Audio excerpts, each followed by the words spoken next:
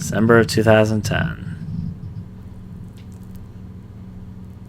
Hello? Where am I? What is this? Where am I? Oh. Where did this island come from? How do I get out of here? Hello, is anyone there?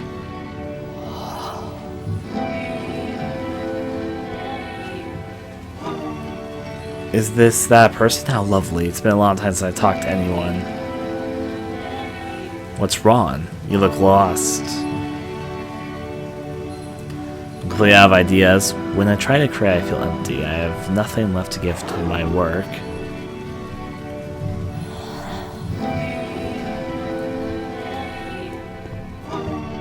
Oh no.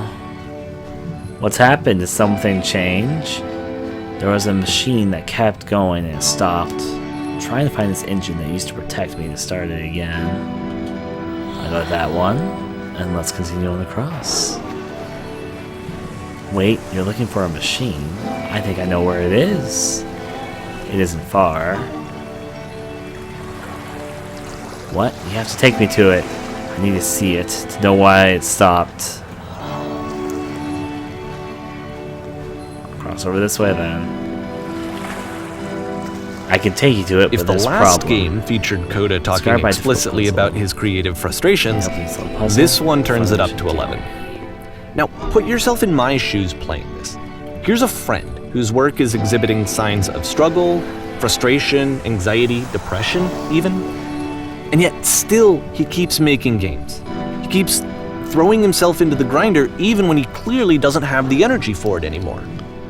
Why? What is it for? Because from my perspective at the time, and just what I knew of him, this was a result of how isolated he was. He was in his own little bubble, just sitting at his computer all day, not really showing these games to anyone, not releasing them onto the internet, and so he didn't have anyone outside of himself to connect with. He had no outlet to ground himself on.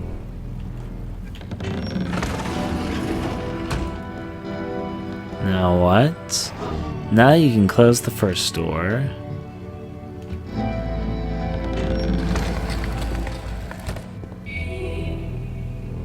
What's next? Now let's close the first door, now let's open the first door, now let's press the same switch there. Obviously. You can't talk yourself out of loneliness. It doesn't work that way. You can't be the one writing both the questions and the answers. Then there's no movement. Then there's no circulation. If all of your anxieties are being channeled into your work, then if the work ever fails, you have no backup and you're just going to crash. These are just on the walls. I find the engine needs to protect me. Trust me, you'll see. I saw this puzzle before. I need to see it to know why it stopped. These are my answers, I see. You say it works fun and easy. You have to say that game development is simple and joyous, that you are love 100% of the time. Okay, making games is simple. Sure, making games easy. Alright, making games is effortless. Simple? Ah, that feels wonderful. But it wasn't true. Why did the walls just crumble? Why did it feel so awful when I said that? It wasn't true. Don't worry about it, just keep talking. Keep saying that creation is easy. When I make games, I feel completely energized. I am constantly excited and enthusiastic about my work. It's easy, it never stops being easy. Yes, that's wonderful. Keep going. Seeing this game at the time that he made it, it looked really unhealthy to me. I was watching him do this to himself, and I hated it. I hated seeing him so trapped. It's like, video games are not worth this amount of suffering. This is someone I really cared about. And I used to get so much joy out of seeing him create. For him to suddenly become angry and frustrated like this, it was the worst thing for me.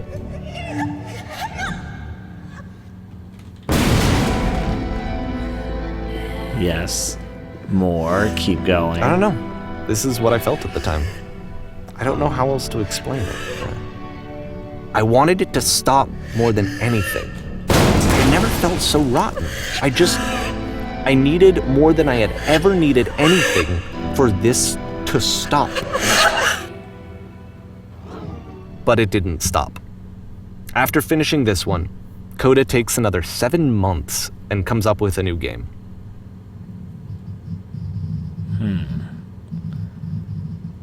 I'll say there's some shared thoughts here on some things. The machine.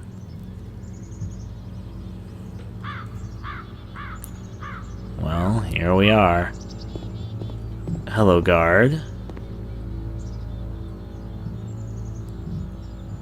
Ma'am, glad to see that you arrived safely. We've captured the machine. It's waiting for you now. You can begin the interrogation whenever you like. Ryan, are you choosing what sounds good, or are you saying what you feel out of curiosity? Well, as a person who does, in fact, make some small games in my spare time currently, it's a mixture of both, I would say. Still, though, interesting. I intend to be quick, I intend to be quiet, I intend to be brutal. I intend to be quiet. Very good. Just be warned that someone called the press, so we might have a bit of attention on this one. Also, one more thing that you should know about the machine. It calls itself Coda.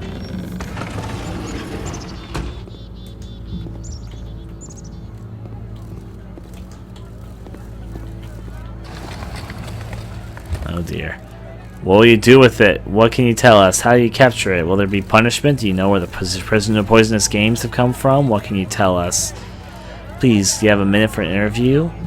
Am I? Please guard the moment of your interview. Will the machine never explain itself? Will the machine never come? Will you get a machine? Will we be done with the machine? Please give us answers, ma'am. What can you tell us? Will there be punishment? Please give us answers. Where is the machine now? Where is the machine now? What are your actions? What will you be doing to the machine? Yeah.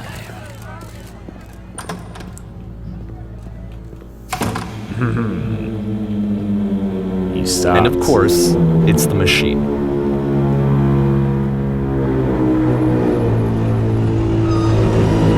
You stopped.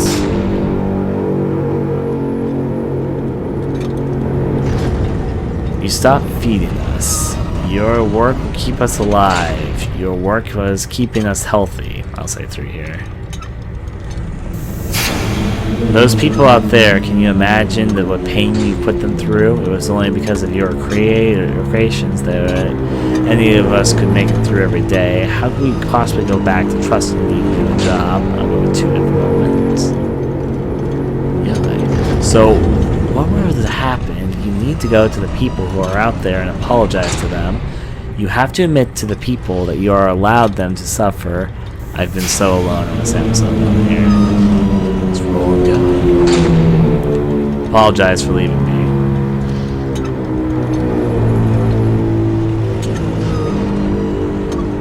No, nothing? Think carefully. I know how to hurt you. I have seen the things you fear. I want to be a nightmare. Let's roll with it. Expressionisms as we go. Alright then, I will apologize for the people on your behalf.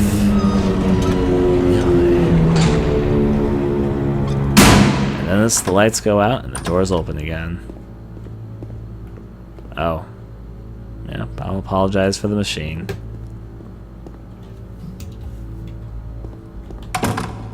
My followers, my friends. It falls onto me to deliver bad news. I have a troubling revelation. That machine will not apologize to us. The machine refuses to admit that it deliberately hurt us. The machine will not apologize to us. But this is not important. We are stronger than it thinks we are. We will find a way to live through without it. We do not need its games. Let us pay it retribution. Let us show it that we are not failures. I go with failures there. Follow me, we will destroy the machine. Follow me, we will destroy everything that the machine has created. Follow me, we will destroy the machine. I go with that one. The 2 options sound like they might lead are a bit more enticing, I guess.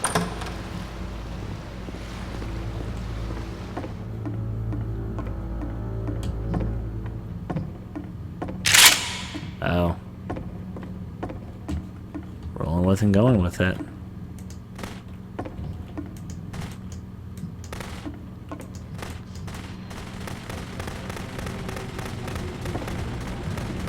roll with and go with it.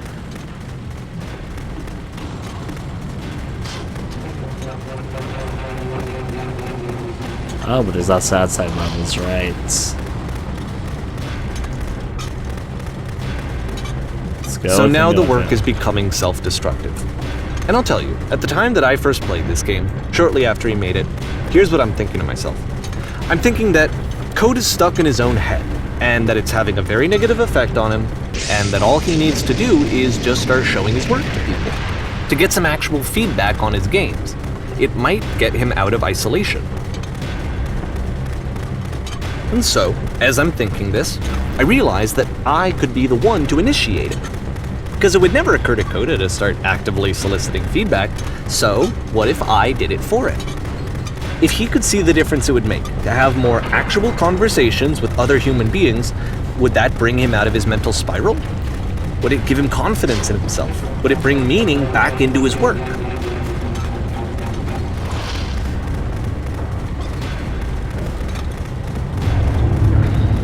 So I started showing Coda's work to people. I took this one, and the islands which you just played, the theater, the notes, the house cleaning game, and some of the prison escape games. I brought them to people that I knew and trusted. I asked their opinions. And the great part is that they really loved his games. You know, the point of it all was just to give him some external reference point, but they genuinely loved his work. There was nothing for him to be afraid of.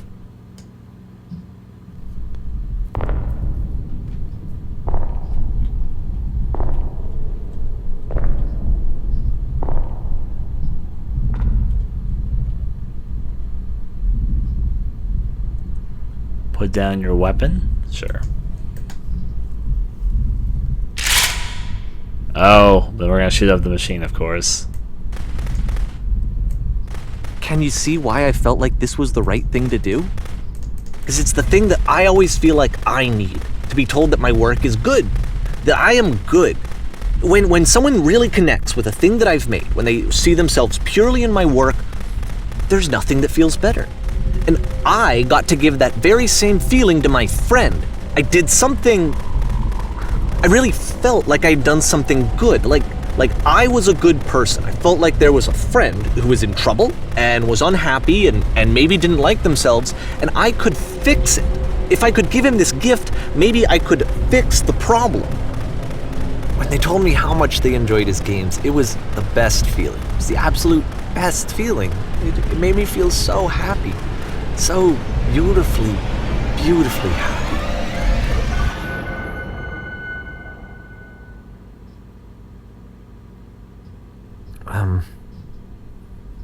So anyway, Coda finishes this game, and then really he just kind of takes off for a while.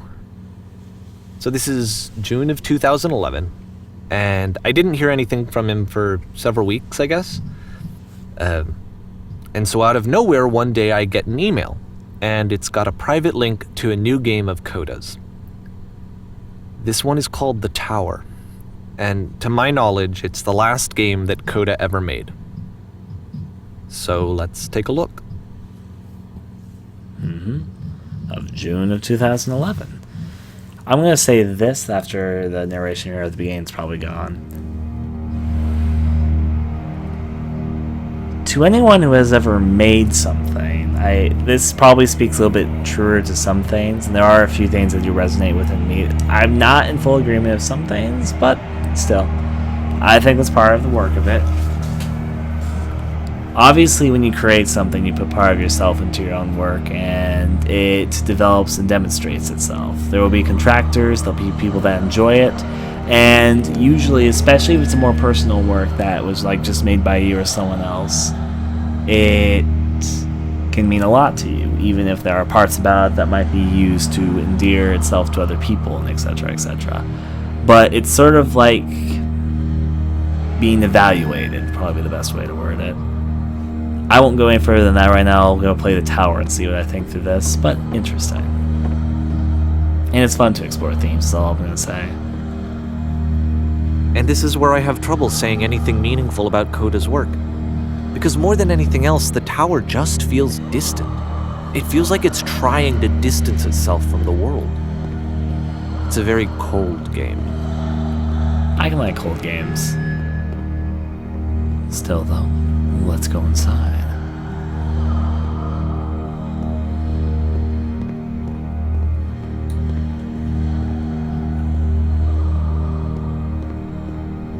This room actually has a maze in it.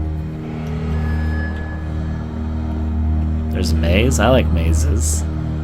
Or is it an invisible maze? Oh. Except that all the walls of the maze are invisible. And then every time you touch one of the walls, there's this awful flashing and noise, so the experience is really miserable. The game goes beyond not being meant to be played, it actually seems to despise the player for trying to play it at all. But I do want to show you the rest of the levels, so when you're ready to continue, press enter and I'll put a bridge over the maze. I'm stubborn.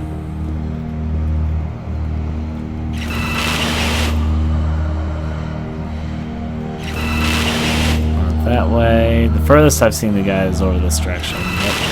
Sure. Bridge fun. I like how it's the base source texture. Going from here.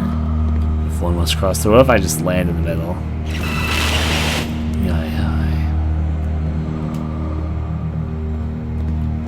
Going on, crossing into the tower. Hope we can reach the very top. See how it goes for us. And to be fair, it's not like this is the first game that's needed some modification to be playable. Like the house cleaning game. You know, that one used to actually loop the cleaning chores and you just cleaned a house forever. I had to cut it off so that you could exit the house and the game would actually end. But that game had an idea that it was actually trying to communicate. What's the deeper idea behind the invisible maze? I can probably guess, but I'll hold off.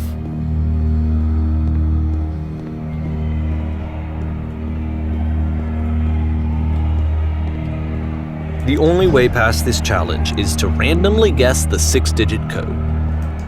Like the invisible maze, it's frustrating to me, because it's the opposite of everything else that Coda has made. It doesn't encourage thought or engagement. It doesn't ask anything of me, except a lot of my time. If I could have reached him during this time, then maybe I could have asked him, but I couldn't. I still don't really understand why this is here.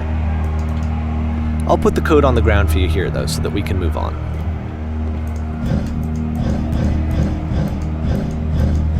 1, 5,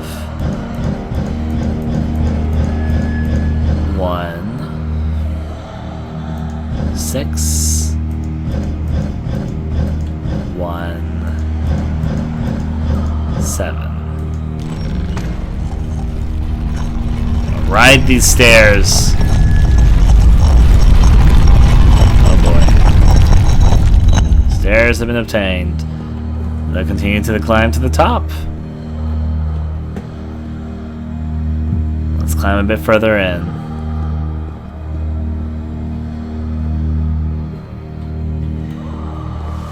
The door will reveal. The switch to open this door is actually on the other side of the door, meaning that it's literally impossible to solve from this side.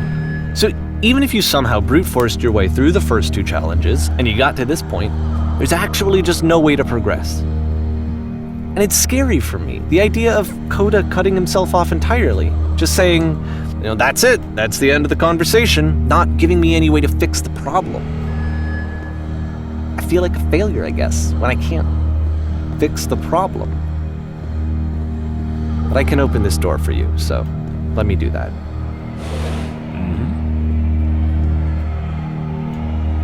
I will not fall down through there.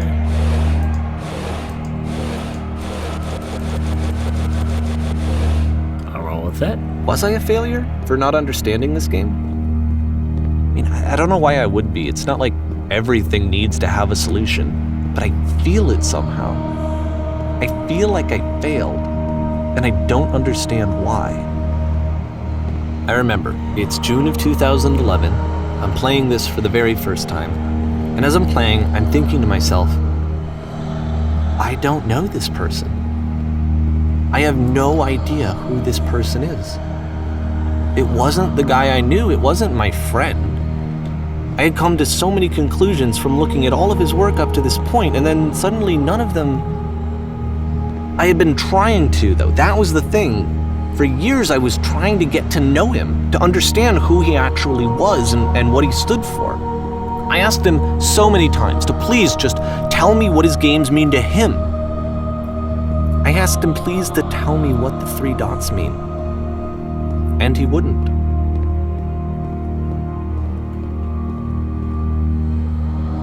Yeah, I like the music.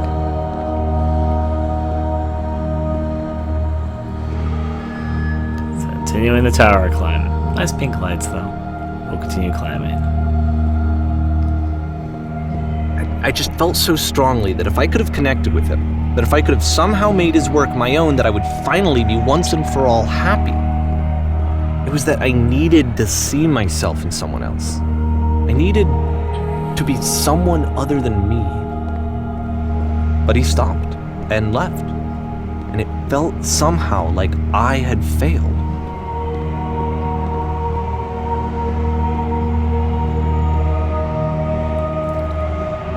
Where did I screw up?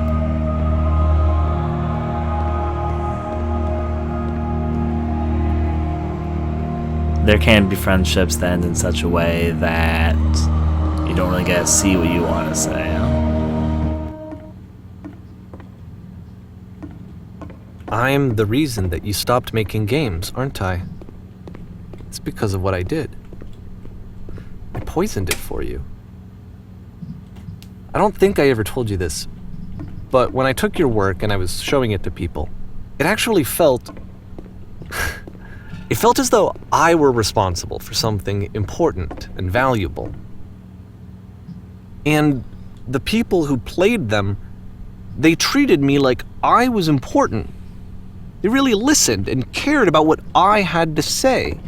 Even though I was showing your work, I felt good about myself. Finally, for a moment, while I had that, I liked myself.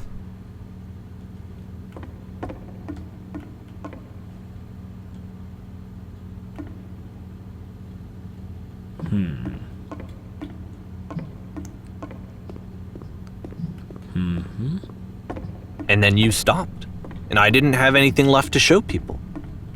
I just had to be with myself. And as soon as that happened, there was no feeling at all. Nothing. Less than nothing. What does that mean?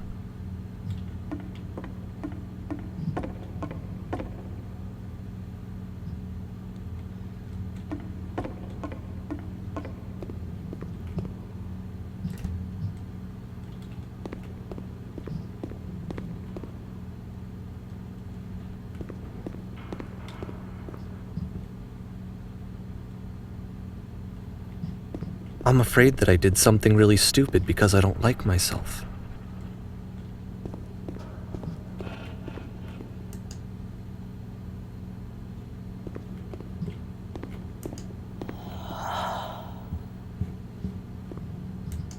That's why I'm releasing this collection of your work, is because I haven't been able to find any other way to reach you. I've tried everything. And so a part of me has hope that if I put this compilation out into the world, and if I put my name on it, that maybe enough people will play it so that it'll find its way to you, so that I can tell you that I'm sorry. I know I screwed up.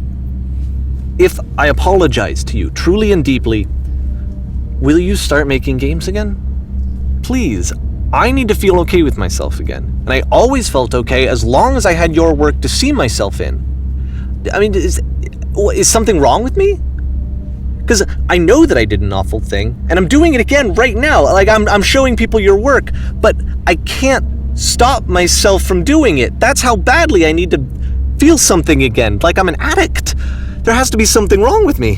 Can I apologize? What if I tell you I was wrong? Will that work? Will that fix it? I don't know. I don't think it will, but there's nothing else that I can do. Just tell me what you want. I'm sorry. I'm sorry. Please. Start making games again. Please help me. Please give me some of whatever it is that makes you complete. I want whatever that wholeness is that you just summoned out of nothing and you put into your work. You were complete in some way that I never was. And I want to know I want to know how to be a good person. I want to know how not to hate myself. Please. I'm fading. and all I want is to know that I'm going to be okay. I didn't realize the walls were moving at first. Now then, going from then, epilogue.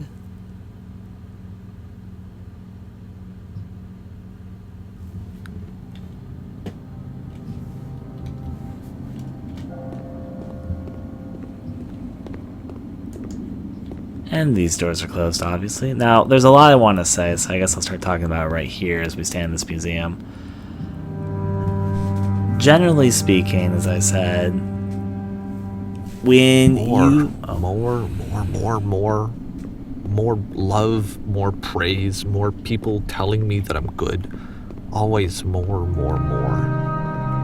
It's like a disease.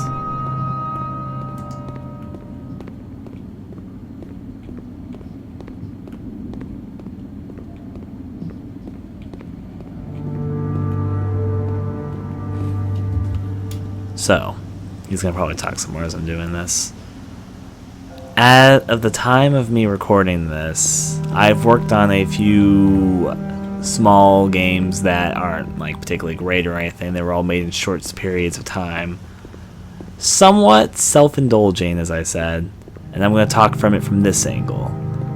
Blank Slate was not the first game I ever made, and I'm going to talk about myself here for a second, so get ready for some self-indulgence, which I guess makes sense in the game. It's kind of about self-indulgence, so let's talk about it. When I was 10 years old, I made my first game thanks to a friend of mine introducing me to the software known as Games Factory. And it was during a time when I was just starting to really figure out what video games were. When I was younger, my folks were incredibly big on me playing video games in the first place. I played some educational things like the jump start games and etc. etc. However, though, it was thanks to my grandmother when I was 8 years old that I even got into games. She got me at the time, I think it was Sonic 3 and Knuckles PC Collection, Croc 2, and Sonic R. I picked the Sonic games in particular because one of my best friends, which I had made during kindergarten, his name was John, had introduced me to video games when I was around 7 years old, starting with Sonic CD. So I'd recognize the character, and Croc 2 had a lot of magazine ads running at the time, so I picked it up. And for about a year, those were the only three games I could play: Sonic 3 and Knuckles Collection, Croc 2, and Sonic R. When I became 10, my dad had given me and my siblings access to the internet. And here's a bit of a shameful thing to say: I didn't understand what was right and wrong on the internet and games at that point in time. So there was a period of time where I didn't understand that piracy was wrong, and I had pirated some games thinking to expand beyond the three games I myself had known. Going from that point, I also became aware around that time of the ability to create games, and I started working on things from that work, starting with the program Games Factory. I still remember my first few games I made when I was developing them. They are pretty bad, they're pretty terrible. One of them, which is not from that period of time, because that would be around 2001, I guess the one from 2004 is the earliest one I still have on my hard drive, which I'm not going to share that link because the game is kind of embarrassingly bad, but definitely part of the process when you're starting to make games and go through the process is partially for self-indulgence, as you really get a feel for what you actually want to make. Because, how do I say it? When you start making something, the steps that you go about when you really, I guess, dig into it is kind of usually with the expectation that you're not going to release it. At least it's probably best when you make your first projects that you're not really thinking about what others will think of it. Just kind of something that you want to do, somewhat of an expressionism for yourself, and something that you yourself want to play. Like the first game I made absolutely no sense, I can tell you. It was just kind of random scattered levels that had no structure of how they went into each other. It was mainly I was testing around with the tools. I was like, oh, wouldn't it be kind of cool to put this to that? And I did it for somewhat self-indulgence. I remember the first game I made was actually surprisingly lengthy because I got really into the idea of making differently designed areas and branching pathways just because I had fun doing it. This was like way back in 2001, so this would be close to 15 years ago, actually. Anyways, there was a long period of time where I stopped making games in between like 2005 to like 2012. There was like a 7-year stilt where I didn't really work on anything. I was busy with school. There was things about it which was kind of a physical, not even physical, but a mental blockade for me wanting to make anything, because I wasn't incredibly fond of the idea. Like making games, the conversation for isn't easy, and more so any sort of creative effort, be it something like drawing, music composing, filmmaking, whatever creative process. Every artist in some way does put part of themselves into it. Now, of course, there's collaborations, and games in general usually are collaborated processes, but generally, I would say that everyone somewhat does put a bit of themselves into their work, unless, of course, they try to completely scrub themselves out of it. So, when I started making games again, even though they were small little things that made in small periods of time, because I have a lot of other things which I focus on and try and do, I mainly did them for Ludum Dare game contest for a bit. Which is to say that the first game which I probably released to the public, quote unquote, instead of just being things that were sitting on my hard drive that I never really released, with the exception of one small thing long ago, was known as Blank Slate, which I had done for Ludum Dare in 2012, I believe. It was a short game, you can complete in about 10 to 20 minutes, and I didn't really get any attention with it, but that was okay. I enjoyed making it. It was an interesting process, and it isn't particularly good, but there are parts about it that I like, and etc., etc. I followed up that and made a few other small things, including projects that only are partially complete. In fact, I have a number of them on this very computer, which I'm playing this on right now. I have projects that are complete to a certain aspect. There's this one game which I made with Stream, which is about 30 to 40 minutes long, which is a joke game. It has a lot of self-indulgent jokes, and it's fun and it's dumb. There is something which I also have where it starts place with you wandering into the woods. I call it the Wailing Woods. It has a sort of creepy opening to it, and then there's not much gameplay. It's just kind of big open woods that never developed into anything else. And there's various projects I have like this that didn't really go anywhere, or got to a certain point and then continued past that point. Talking on that front, probably the first game that I really tried to treat as a particular game would have been Close Your Eyes. And Close Your Eyes was a game which I made during Ludum Dare of April in 2014. When I made it, it was again self-indulgent. There was a lot of flaws with it, but a year later, when I guess it was April of 2015, I decided that I kind of liked, out of all the little games I'd ever made or partially completed or anything, I thought that Close Your Eyes, out of all of them, was the one which I was most fond of, but I wanted to work it a little bit more. Now, part of me thought that, I didn't want to spend too much time working on it because it's a small game, didn't look good to all that, and no one really paid attention to any of the games I had released previously, which would have been Blank Slate, Girl's Graveyard, Close Your Eyes, this one small game about a boy who is in a room that gets consumed by meat. But regardless, I did it, released it. It got a bit more attention than the things I had previously released, and it was a nice feeling. There was flaws, and there was people that called out the flaws, but honestly did a lot better than I was expecting. And I think that's part of what this guy, and I'll wait a little bit. Of course, Close Your Eyes is now released on Steam. You can find it. It is reviewed far better than I would have ever expected. Currently has about almost 350 Steam reviews, which I'm happy about, with very positive ratings. It's an 88% positive.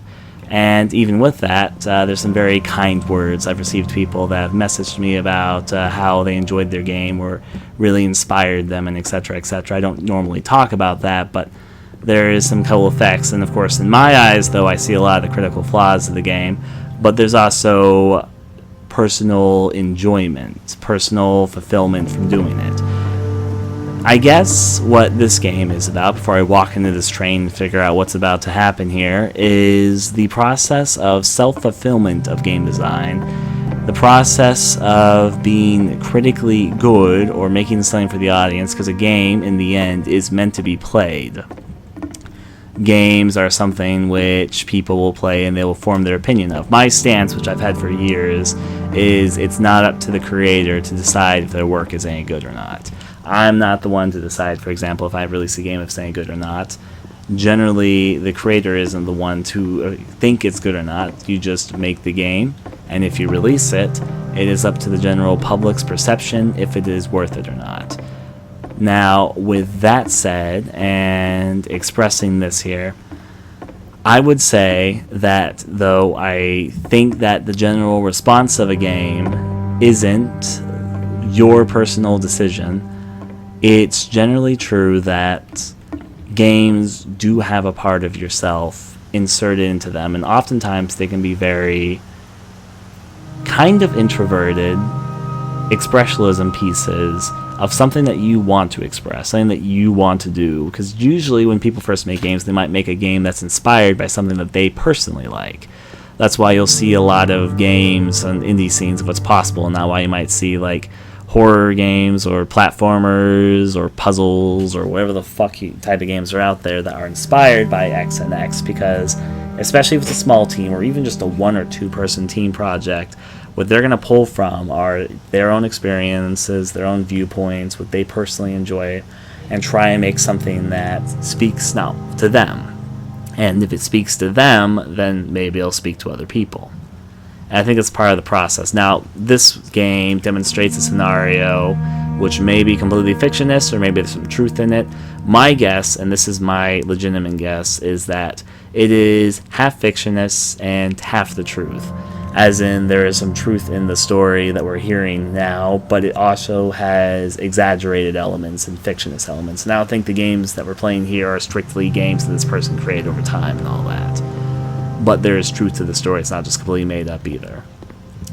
It's the difference between making something that would be subjectively good or enjoyed by a broad audience and something that is for only self-serving enjoyment purposes, of how you can put yourself into a project.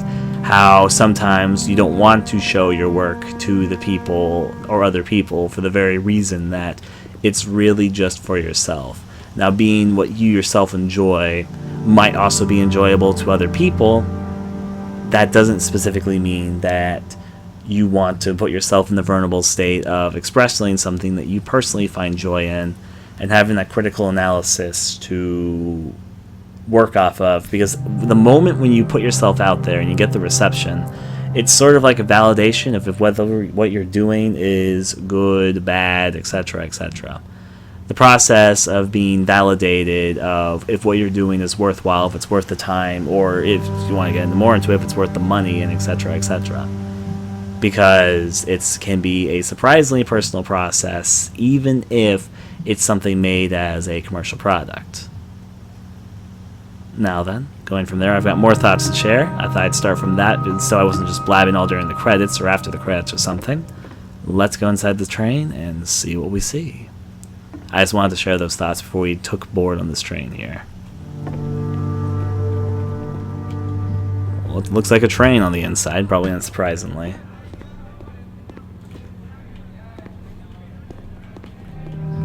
That was just a nice futon, that's all I want to say on that one. What do you think we're going to find? Solution. And the train immediately departs into this new area. I'm kind of curious, can we go back in the train? Like, what happens if I went backwards? I guess you'd end up at the other station. Interesting effect.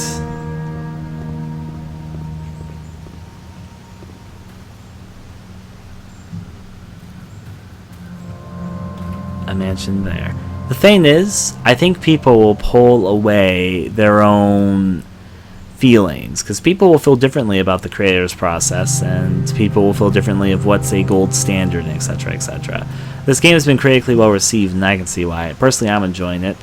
For those on YouTube, there's someone in the chat that people are debating about, someone who really doesn't like this game because they think it's just a bunch of meaningless dribble and etc. And that's a fair, valid viewpoint.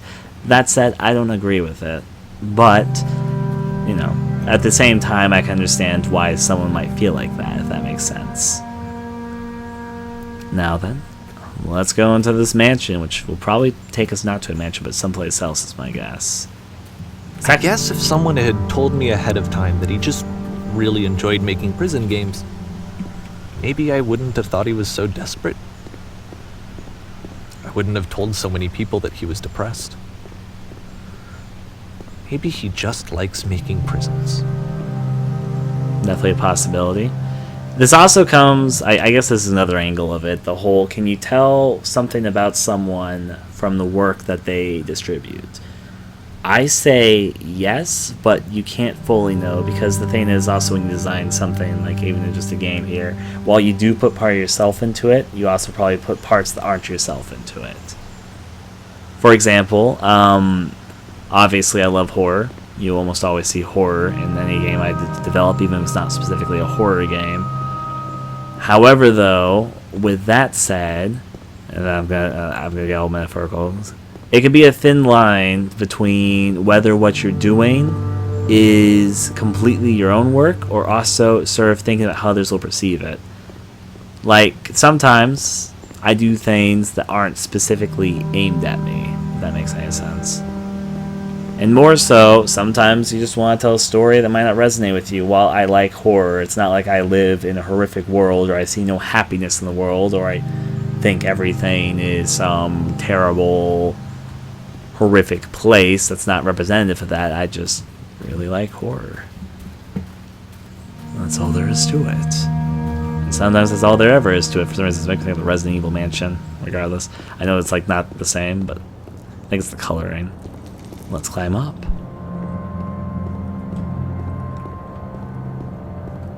Even now, the disease is telling me to stop.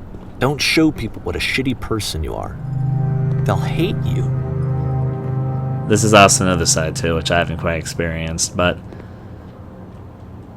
there is the growing sense, maybe more in the gaming community than there has been in any other form of entertainment, maybe because it's newer and because the internet's growing and etc. More so, this happens also with books, films, novels, and just whatever. But there is a growing sense in game development that, like, I guess you could call it a thinner wall between the creator and the audience. Maybe it's because currently we're in an era where more game developers are just small-time people that could be anyone. Maybe it's because the very opposite of that, we know that gamers, because it's a form that was really kind of closeted, kind of boxed away for a long period of time, that we, how would I word this? Feel more connected to the people who make games. I think while not everyone knows the faces of like who makes the games, oftentimes it's just a singular figure and all that, there is a growing sense of personalness to a game, or I don't know how to word it.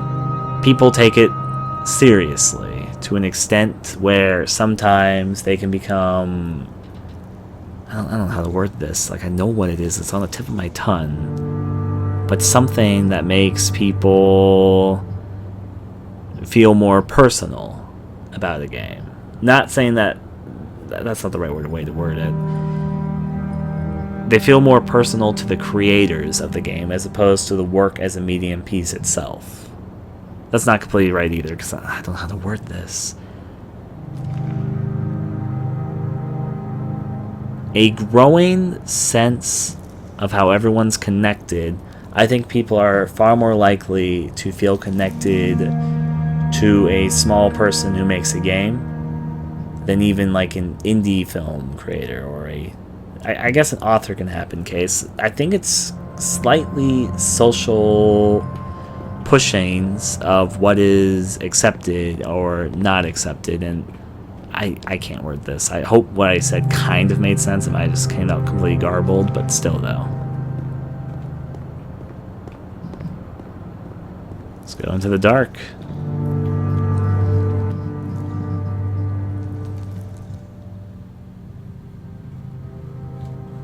Hey! A loadable different level.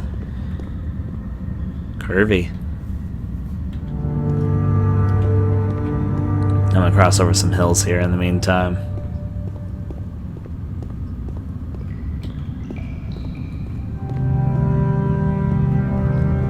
You know, I really wouldn't want to live underneath someone's house. I feel like that wouldn't be the most... If I knew that my life depended on finding something to be driven by other than validation, what would that even be? It's strange, but the thought of not being driven by external validation is unthinkable. Like, I actually cannot conceive of what that would be like. This is the argument. For a moment, since this is obviously the topic being presented here, why does someone create things? Especially if in an environment which may somewhat be hostile to things.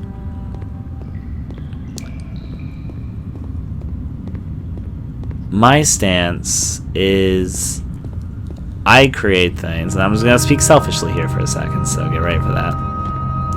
I create things for the reason that there are things I want to express. There's things I want to experience and things I want others to experience.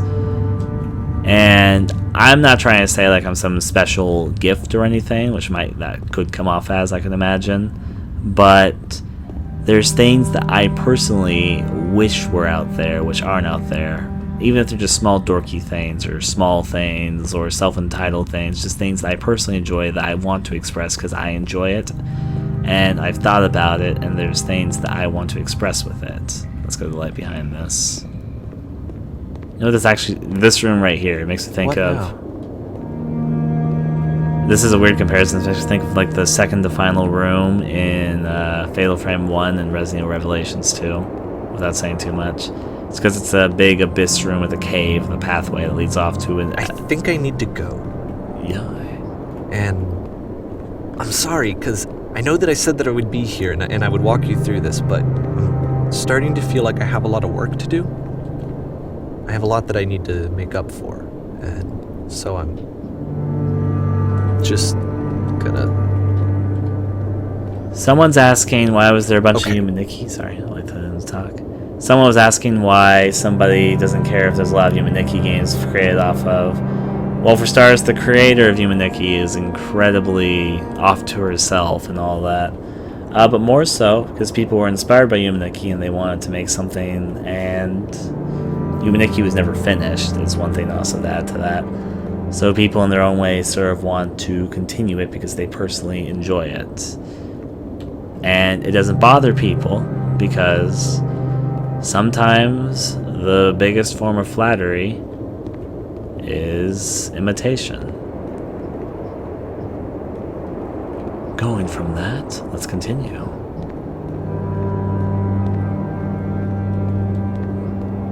Are we going to turn this to a desert? I think we're going to a desert. I can roll from it from inside a cave. Desertville, here I come.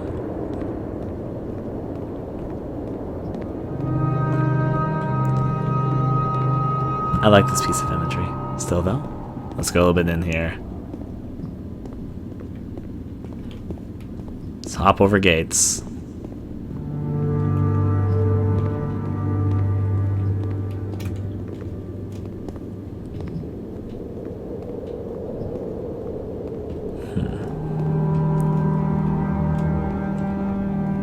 I'm wondering how... Do you think this will be the end? This looks kind of like an end area. Unless, of course, it's going to be like a hole leads to the next area. Oh, I called it hole lead to the next area.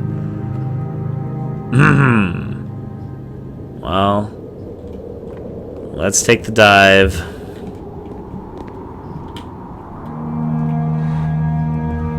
Prison.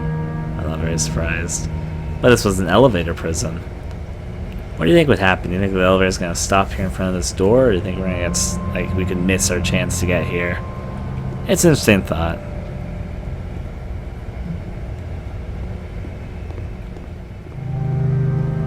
Thus, the passageway closes itself. It'll stop for us.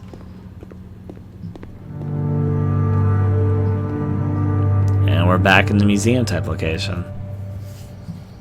I guess it was a subway, but it makes me think of a museum. It specifically makes me think of a museum I visited when I was in New York. Still, though, is what it is. Climbing over here to the top. I'm just kind of moving my mouse around. Think the light at the end of the tunnel is going to be the conclusion? We can find out. Actually, what's in the skyboxes above us? Blue. Big surprise.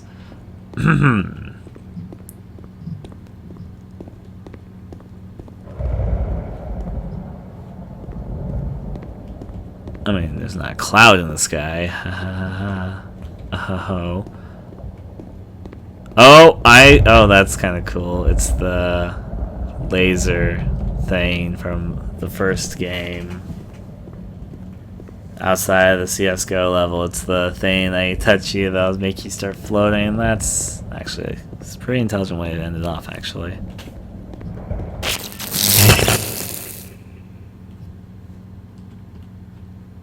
Yarp.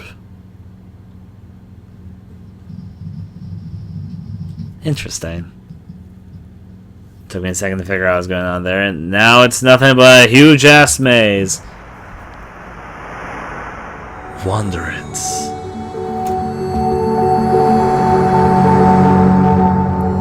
I prefer this view. You could go to the dark side. I like this one. You might be at this maze for a while.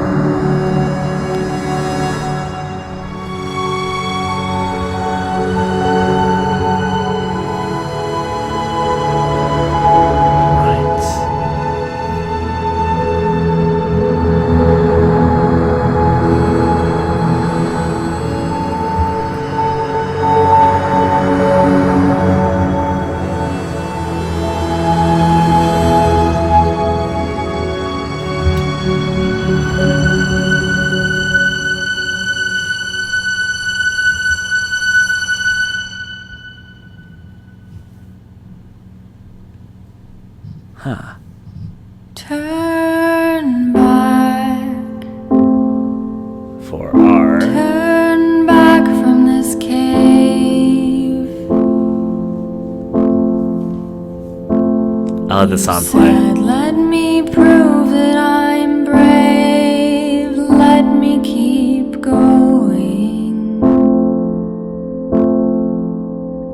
But the cave goes for miles and miles and miles, and you're so tired, but I know that you're strong, so turn back,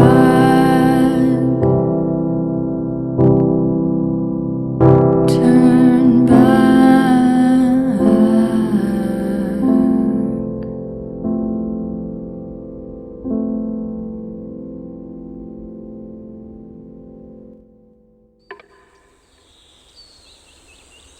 I thought the discussion was fun, but for those who are on YouTube watching this, there has been some interesting, for lack of a better term, discussions in the chat. Mainly somebody has some disagreements about things in which the game is doing, other people disagreeing. Regardless, my personal stance is interesting. I liked it, but I understand that that wouldn't work for everybody, and that's fine. It's an interesting little experience.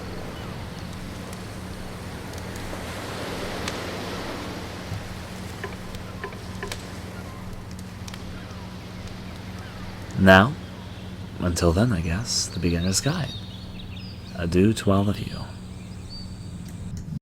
Thanks for watching the video. I'd very much appreciate if you take a moment to consider donating to my Patreon, which I am using to try and make this more of a livelihood, not just for missed-game videos, but little games to make my own time, and to bring different types of videos to the channel. You can find the link for my Patreon in the description below, or in the video, obviously. If you'd be interested in seeing me recording gameplay videos and doing other things live, I stream quite regularly and record almost all my gameplay over at a site called Hitbox TV on my channel. You can also see that in the video currently. Hope you enjoyed the video, and adieu.